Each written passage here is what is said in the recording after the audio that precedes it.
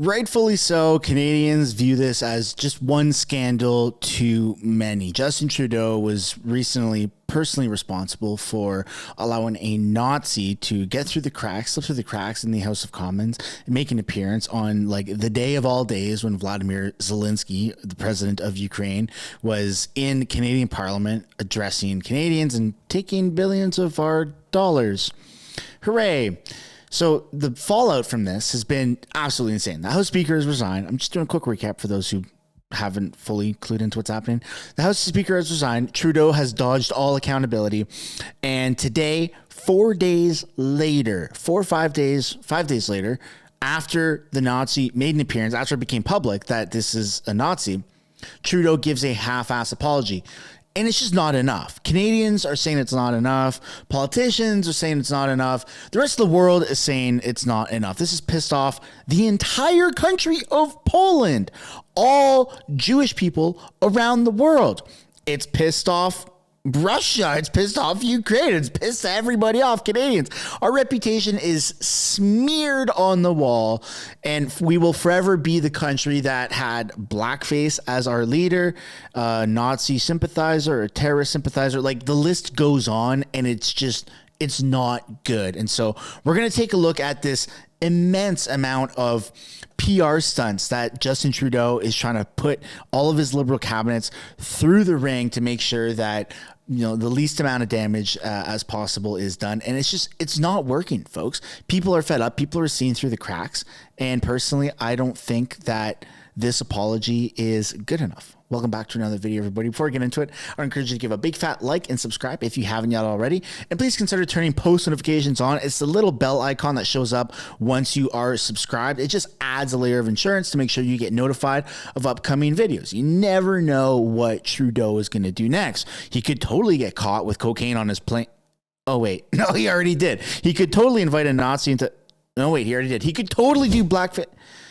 Maybe we're running out of things for Trudeau to do, but still, nonetheless, turn post notifications on, please, or at least consider it. And, you know, before we get into it, I also want to mention that, hey, I have these amazing stickers. They're for sale down below in the description, as well as the pinned comment. I did not see that coming. It's absolutely hilarious. I think the biggest bulk sale has been like 10 to 12 stickers in one bundle. So kudos to, I want to keep the person anonymous. I don't know if they even want their first name released, but nonetheless, thank you so much to everybody who supported the channel. And yeah, let's get into this video here. So starting off with a meme. I don't normally do this, but let's just do it anyway. Wall Street Silver says Justin Trudeau right now, calling the truckers Nazis, inviting a literal Nazi into parliament. Why would Vladimir Putin do this? So that just seems to be the real state of Canada. Like, no matter what happens, it's Putin's fault. It's Russian propaganda. It's Russian mis and disinformation. Let's take a look at Trudeau arriving to the House and just bypassing everybody. This is the day that he gave a speech, by the way. This is what, earlier today. Mr. Prime Minister, did you speak to President Zelensky? Will you apologize? That's very unusual. Trudeau has always stopped dead in his tracks to give reporters an answer. So they've been going through full panic mode here. And you're going to take a look at a series of videos of all Liberal members of his caucus just trying to do some collateral damage here. The Libs' tunes changed. Their message isn't the same as it was yesterday. I guess they received new orders during yesterday's emergency cabinet meeting to turn the page on the Nazi incident and attempt to move on without formal government apology. Here we go. Minister, what serious and grave consequence in your own words does that not require a government response, an official apology within the House of Commons? On behalf of the government for the mistake that Speaker Rhoda made. So, will you make that case? Well, I understand, as all of us. I stood and applauded. I stood in my place and applauded. And you sure did, buddy. I am deeply sorry, personally. I feel betrayed myself that I was put into a situation and I stood and applauded something that was contrary to my values. But it seems to me that we're all extremely zealous about continuing to pursue this, when what we need to be zealous about, and I can see you shaking your head no, and I would ask you, because I'm sure you and I are aligned in the cause of democracy, I'm sure you and I are aligned in standing against autocracy. And if we're going to battle against and we're going to spend all of our time and energy fighting on somebody who has stepped down, who is an honorable gentleman. The question was not about the speaker. The question is about an apology. Right. Will the government apologize? So as you're yelling at me, I'm not yelling. I'm just trying to. As you're yelling at me, okay, about what you self-victimizing himself. I'm trying to say to you that I believe the focus of this government, the focus of all parliamentarians, should be standing united. Because what is Putin doing with this? He's lying, he's manipulating, he's trying to turn an earnest mistake into something else. Put it behind us, though, and so you can move on to what you want to talk about? I think that the situation was totally unacceptable. And that I'm not sure what folks are after here. I mean, in the questions. Let me be very clear. I said. That's the zinger. He said the thing, everybody. Down in the comments, just type in "he said the thing," because that is how you know you're speaking to a liberal. You can close your eyes, you could turn around, you could listen to a foreign language. Anybody who says, "Let me be clear, let me be very clear," right away, the red flags pop up, because that is the liberal staple. It's like walking into a grocery store with a bowl cut saying, "I need to speak to the manager."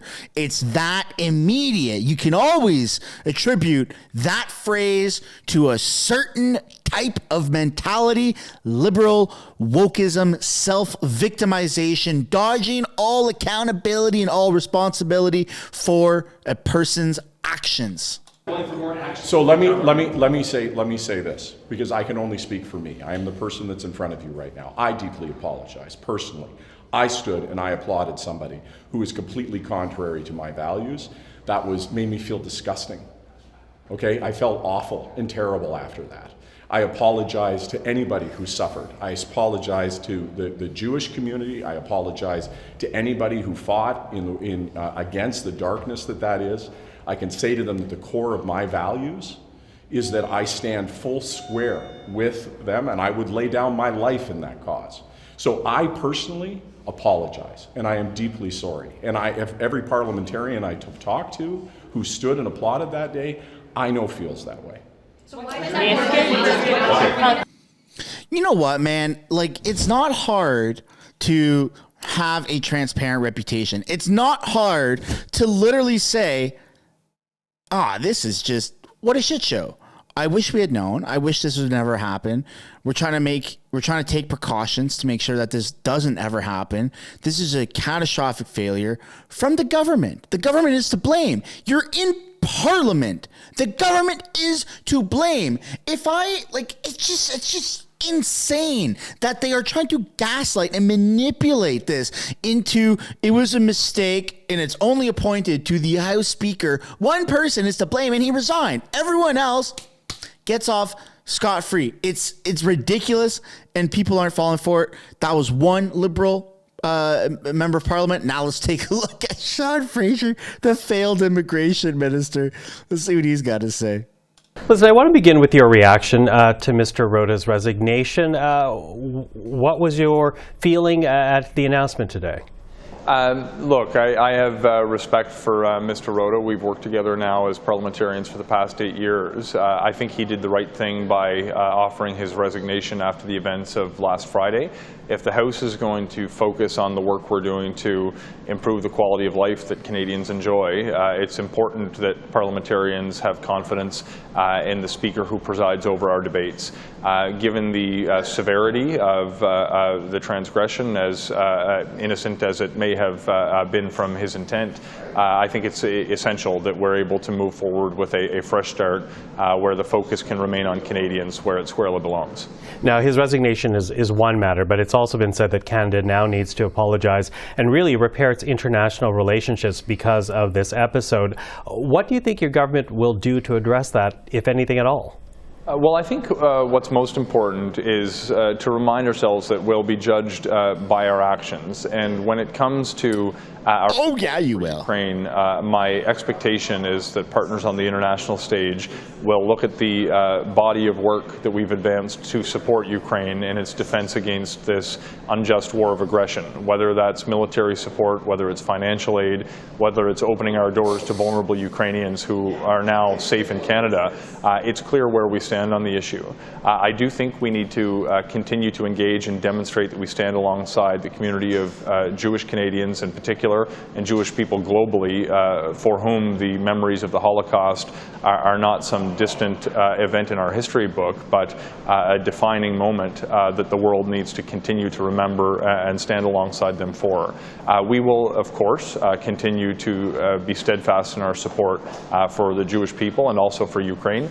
And my expectation is that we will, over time, continue to demonstrate a level of commitment that will certainly eradicate any question of where we stand when it comes to supporting either community.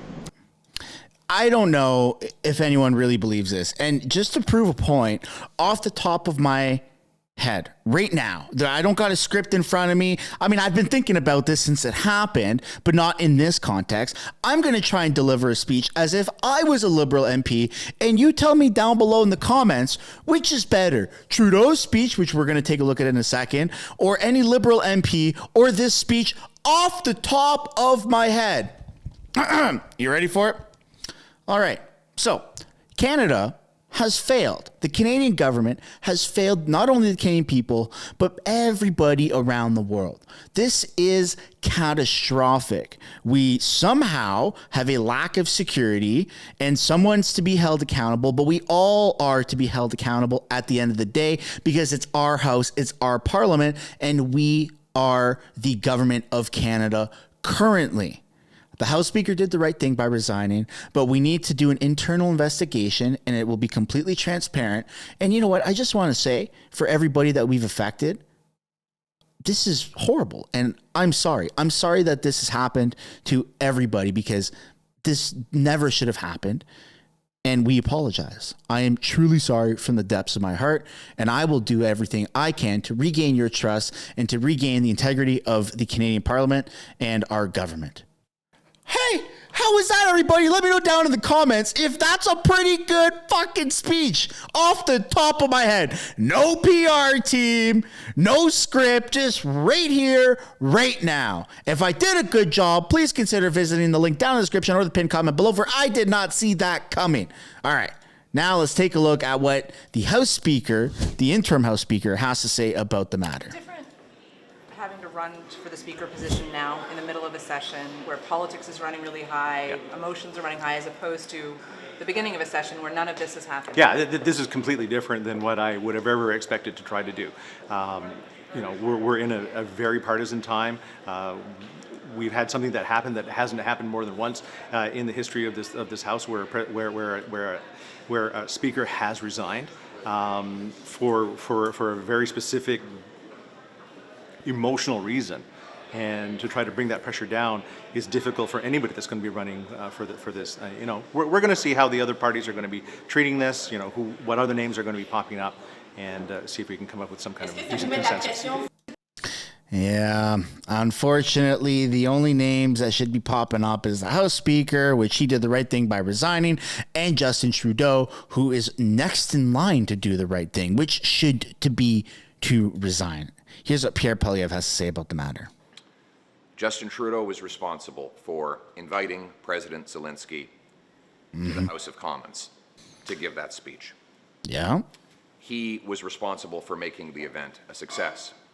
He is responsible for the officials at Global Affairs, the intelligence services, the Prime Minister's Protocol Office, all of whom could have and should have asked for a complete, vetted list of every one of the people who would be in the room and in proximity of a wartime leader. Every single person ought to have been vetted for their diplomatic and security sensitivities if the Prime Minister and his massive apparatus were doing their jobs. The Prime Minister is now responsible for the biggest single diplomatic embarrassment in Canadian history. And what has he done with that responsibility? He went into hiding. Hiding out at his cottage.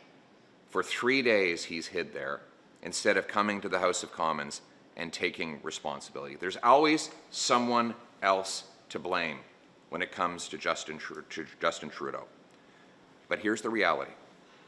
Responsibility and power go together. If he wants the power, he has to take the responsibility and come to the floor of the House of Commons today and apologize to Jews, Poles, Ukrainians, and all Canadians. Justin Trudeau, do your job. Stop hiding. Take responsibility and apologize. Thank you very much.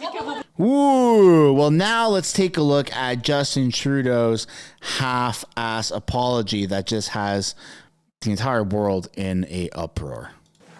In a few moments, I will address the House in front of all Canadians, in front of Jewish people here and around the world, and Ukrainians, to offer Parliament's unreserved apologies for what happened on Friday. The Speaker was solely responsible for the invitation. Throw him under the bus, eh? Man, and has wholly accepted that responsibility and stepped down. This was a mistake that has deeply embarrassed Parliament and Canada. All of us who were in this House on Friday regret deeply having stood and clapped, even though we did so unaware of the context. It was a horrendous violation of the memory of the millions of people who died in the Holocaust, and it was deeply, deeply painful for Jewish people. It also hurt Polish people, Roma people, 2S LGBTQI+ people, disabled people, racialized people, and the many millions who were targeted by the Nazi genocide. Every year, there are fewer and fewer Holocaust survivors to share firsthand the horrors of what they experienced, and it is therefore incumbent upon us all to ensure that no one ever forgets what happened. I also want to reiterate how deeply sorry Canada is for the situation this put President Zelensky and the Ukrainian delegation in. It is extremely troubling to think that this egregious error is being politicized by Russia and its supporters to provide false propaganda about what Ukraine is fighting for. Friday's joint session was about what Canada stands for, about our steadfast support of Ukraine's fight against Putin's brutality, lies, and violence. It was a moment to celebrate and acknowledge the sacrifices of Ukrainians as they fight for their democracy, their freedom, their language and culture, and for peace. This is the side Canada was on in World War II, and this is the side we are on today. Unfortunately, that is not enough for the general public, and people want more, not just an apology, but actions, and not just throwing a singular person under the bus, but rather taking accountability for one's actions and for one's position of being a government authority in power. It's a catastrophic fuck up of Justin Trudeau and the Liberal government. And in order to ensure this never happens again, the only reasonable thing to do is to resign. Then that's you, Justin Trudeau. Thanks for watching, everybody. Don't forget to like and subscribe if you haven't yet already. I'd love to know what you guys think down below in the comments. Justin Trudeau's apology or my apology? Which one is better? Please let me know. Also, don't forget the link down in the description or the pinned comment for your stickers. I did not see that coming. Thank you. I will see you all in the next one. Bye for now.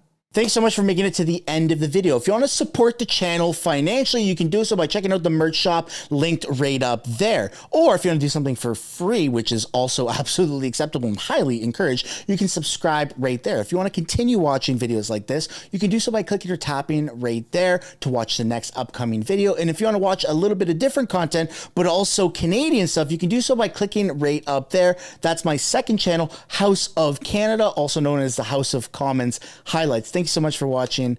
I look forward to seeing you in the next video.